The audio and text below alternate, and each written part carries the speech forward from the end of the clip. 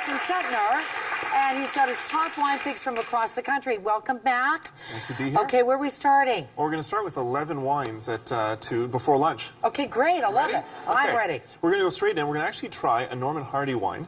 So go straight from seeing how they do it at the vineyard. I want you to actually try and sample this. This is exciting. So this is actually a red. Good luck to me. Yeah, there you go. Okay. All right. Thank you so much. I'm going to start a few bottles in. Okay. All right. Absolutely. Okay. Go ahead. So Prince Edward County, you'll find it's very light. Okay, it's got a nice finish to it and everything. What's interesting about all the wines we're going to try from across Canada is they all have a different sort of personality, and you can taste it in them. This is a happy personality. This is very. Wait till we get to the last bottle. I like this. What does this go with? This is great. Okay, that goes really well. For example, because it's a red, traditionally you want to do it with something that's like a meat is great, like duck, pork. It would go great with the ostrich that we did ago. Yeah, that's right. Something like that, that would be great with it. So what we're going to try now is this is actually a really interesting contrast. This is a sparkling wine. It's out of Ontario, Applewood Farm Winery. I'll pour a little glass. I'm smelling it because I want to. Oh, it does smell like apple. So what's interesting is that because it's made from apple, it's a little bit. Cheers. Cheers. You'll taste it. It's between a sparkling wine and a cider. That's nice. Yes, it's interesting. It's very, very different, and it's about finding these great things that you don't expect to find in our own backyard, but here they are. That's representing Ontario. Now Absolutely. Where are we going to go? Well, we're going to go to Nova Scotia next. Okay. Okay, and we're going to Domaine de Grandpré, the winery. And what's interesting about this is we're going to try, they have two wines that they've sent us today. We're going to try one of them. Made from grapes called l'Acadie grape, which actually only exists in that region. So it's very, very special because you can't get it anywhere else in the world. And because you do event planning, put this with? Well, I mean, it's a white, right? So it's got a little bit of creamy, etc. It would go well with fish, obviously. Because it's non-oaked, it's a little bit crisper. So you can actually no oak in this. No, not oak. I like that. Cheers. I'm not a big fan of oak, although I know you're going to talk me into it.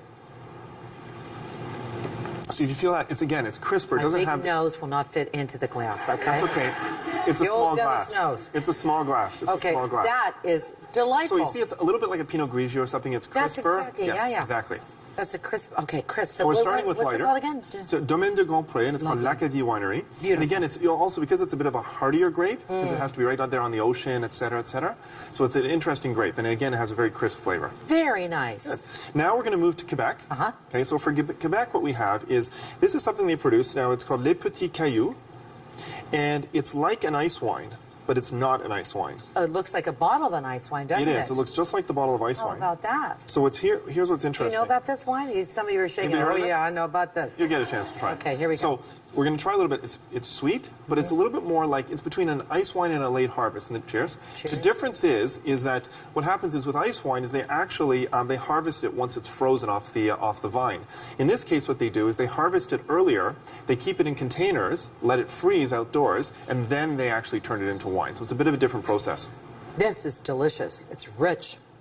What would you do? Is that like for a dessert wine? No, it's not ice. Yes, no, but it's like a dessert wine. But what you want to make sure of is that because it's sweet, you don't put it with something too sweet. So if you're going to mix it with, say, for example, a dessert that has chocolate, dark chocolate. A little bit more bitter, etc. I'm going to tell you, this is delightful as well. So now we're moving all the way to Alberta. Yay!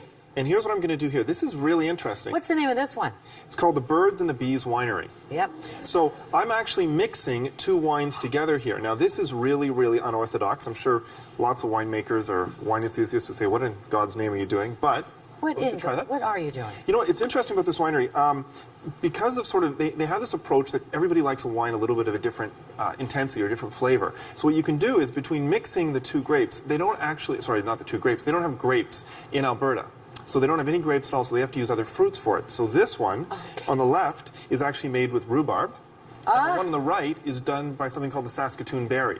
So what they do is they allow you to combine the two to sort of give it a flavor that you want, more intense, less intense, etc. One's the Birds and the Bees, and the other one's called? They're both called Birds and the Bees, okay. And one of them's called Little Flirt Rhubarb, and the other one's called Sassy Saskatoon Berry. Oh, lovely. That's great to mix those together. This is different. And last but certainly not least, BC. So this one here, it's very difficult to pronounce. It's called Inkamip. Now, it's one of the oldest wineries in BC. It's been around for 30 years. And what I'm going to have you try is actually a full Chardonnay. It's been aged for 10 months in oak. And what you'll find is the contrast between the white that we tried earlier and this one is this is much more fuller bodied. It has a buttery flavor to it. What would you pair this with? Well, this one again could go with anything that white wine would go well with, wine, fish, etc., etc.